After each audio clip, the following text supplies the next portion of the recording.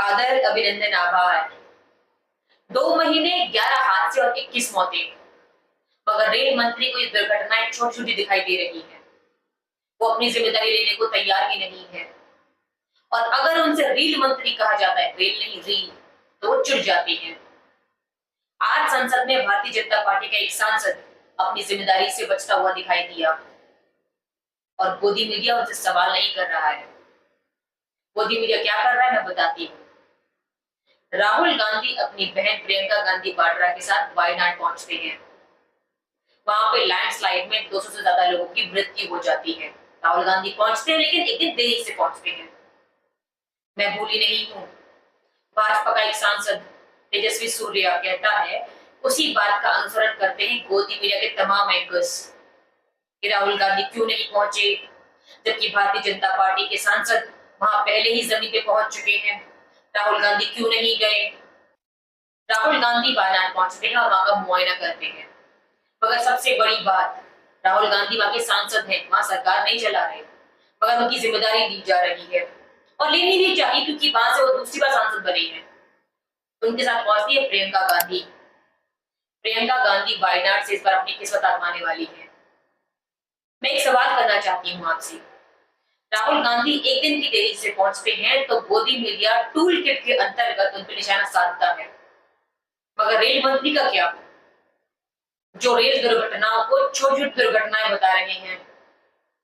सुनिए उनकी शब्दावली में उनका ही शर्मनाक बयान। विपक्ष के कांग्रेस ने एक सोची समझी तरीके से, रणनीतिक तरीके से छोटे विषय को अपने सोशल मीडिया की ट्रोल आर्मी के जरिए से इस तरह से उठाना चालू किया। अयोध्या जी के स्टेशन में पुराने स्टेशन की पुरानी दीवार थी, वो जब थोड़ी सी उसमें डैमेज हुआ तो समाजवादी पार्टी और कांग्रेस के हैंडल्स ने उसको, और रेल मंत्री कहते हैं ये छोटी छोटी दुर्घटनाएं हैं, कांग्रेस ने उसको आड़े हाथों लिया है। सुप्रिया सुनील क्या कहती हैं आपकी स्क्रीन पे। अश्वनी वैष्णव जी, 2 महीने में 11 रेल हादसे हुए हैं, जिसमें 21 लोगों की मौत हो गई है और 100 से ज़्यादा घायल हुए हैं। ये आपके लिए छोटी घटना है? रील बनाते बनाते आप लोगों की मौत पर बेशर्मी करने लगे। लानत है अश्वनी वैष्णव आप पर और आपकी असंवेदनशीलता पर।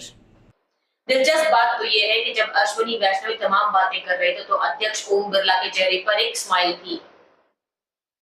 और यही नहीं, संसद में से किसी सांसद ने उन्हें रेल मंत्री कहा तो वो चिढ़ जाते हैं और वो उनसे सीधे संवाद करने लग जाते हैं। उस पर भी ओम बिरला कुछ नहीं कहते। यही काम अगर विपक्ष के किसी नेता ने किया होता, भाजपा के किसी नेता के साथ, तो ओम बिरला वहीं बीच में टोकते और कहते कि आप मुझसे संवाद कीजिए मान्यवर। देखिए क्या हुआ था जब उन्हें वो रनिंग रूम में ऐसा है, केवल रील बनाने वाले लोग नहीं, हम मेहनत करने वाले लोग हैं, काम करने वाले लोग हैं। आपकी तरह रील बना के दिखाने वाले लोग नहीं, हम समझे ना। बैठो, बहुत हो गया था, कुछ भी बोल देता है। अध्यक्ष हाउस का ऑर्डर मिला, ये क्या तरीका है, कुछ भी बीच में। सबसे दिलचस्प बात, रेल मंत्री ने अपनी जिम्मेदारी से बचने के लिए ताली बजाओ थाली बजाओ का नया अवतरण पेश किया। उन्हें रेल दुर्घटना की नहीं पड़ी है, उन 12 लाख एम्प्लॉय के लिए वो ताली बजवा रहे थे। देखिए इस तरह के झूठ से कैसे देश चलेगा मानवर। देखिए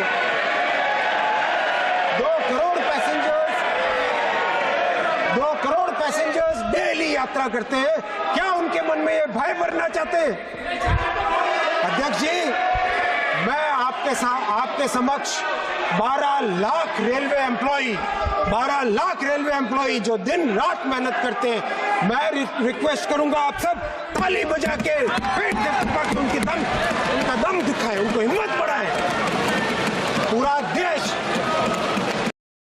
यानी कि प्रधानमंत्री नरेंद्र मोदी से साफ तौर पे इंस्पिरेशन दिखाई दे रहा है कि मुद्दे पे आना नहीं और मुद्दे की बात करनी नहीं।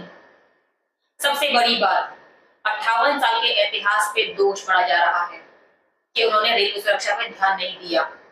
मैं बताना चाहूंगी कि जब लाल बहादुर शास्त्री रेल मंत्री हुआ करते थे तो उन्होंने अपनी जिम्मेदारी लेते हुए अपने पद से इस्तीफा दिया था और नीतीश कुमार ने भी अपने पद से इस्तीफा दिया था। तो क्या आप अपनी जिम्मेदारी लेते हैं? क्योंकि आप एक फॉर्मर आईएएस ऑफिसर हैं, क्योंकि आपने मल्टीनेशनल कंपनी में काम किया है तो आपको घमंड आ गया है, इसीलिए आप अपनी जिम्मेदारी नहीं ले रही हैं।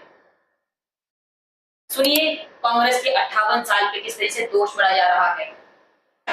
अध्यक्ष जी जो इस तरह से बोल रहे हैं वो उनको पूछिए कि वो 58 साल के अपने राज में 1 किलोमीटर पर भी एटीपी क्यों नहीं लगा पाए, क्यों नहीं लगा पाए 1 किलोमीटर भी एटीपी।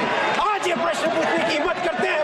अपने कार्यकाल को देखे, अपने गिरबान में जाके, अपने गिरबान में पहले झांक के बताएं।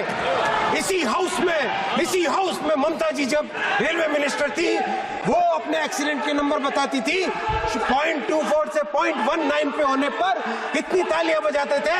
आज 0.19 से 0.03 इंडेक्स होने पर आज इस तरह के आरोप लगाते हैं। क्या है ये बात? ऐसे देश चलेगा क्या माननीय अध्यक्ष जी? देश चलाने के लिए रेलवे की सुधारने के लिए सबको सहयोग करना पड़ेगा। ये ऐसे नहीं चल सकता। भाजपा सरकार में मंत्री अपनी जिम्मेदारी लेने को ही तैयार नहीं है, वैसे ही जैसे शिक्षा मंत्री। याद कीजिएगा जब नीट पेपर लीक हुआ था तब ये शख्स ये मानने को ही तैयार नहीं था कि पेपर लीक हुआ है। सुनिए का मामला आया है सर, कोई पेपर लीक नहीं, बिहार में अरेस्ट हुआ है, दिल्ली में भी अरेस्ट हुआ है सर, पेपर लीक दिल्ली में भी अरेस्ट हुआ है। मैं आपको विनम्रता से कहूं, पेपर लीक की कोई घटना की कोई पुख्ता प्रमाण नहीं है। ऐसा कुछ कोर्ट के सामने आएगा निश्चित रूप से। कोर्ट में हुआ है, अर्जी डाली गई है, अर्जी अगर किसी ने अर्जी डाला है तो प्रमाण है क्या? देखो सवाल आ रहे हैं एक तो एनटीए का उत्तर दे रहा हूं। कोई क्वेश्चन लिखी कोई भी प्रमाण नहीं। मैं भूली नहीं हूँ आज तक के दिए इंटरव्यू में कैसी मिमियाने लगी थी और जैसे ही संसद में पहुंचते हैं इनके तेवर बदल जाते हैं और ये कहते हैं कि 7 साल में कोई पेपर ही लीक नहीं हुआ। क्या व्यक्ति है ये? सुनिए उन्होंने क्या कहा था। Sir, with full responsibility, I would like to submit in front of House through you, sir. There is no evidence of paper leak in last 7 years. मुद्दा वही है, आखिर ये भाजपा के मंत्री, ये नेता अपनी जिम्मेदारी लेने को तैयार क्यों नहीं है? मैं पूजा यादव, इजाजत दीजिए और सब्सक्राइब करना ना भूलिए। नमस्कार।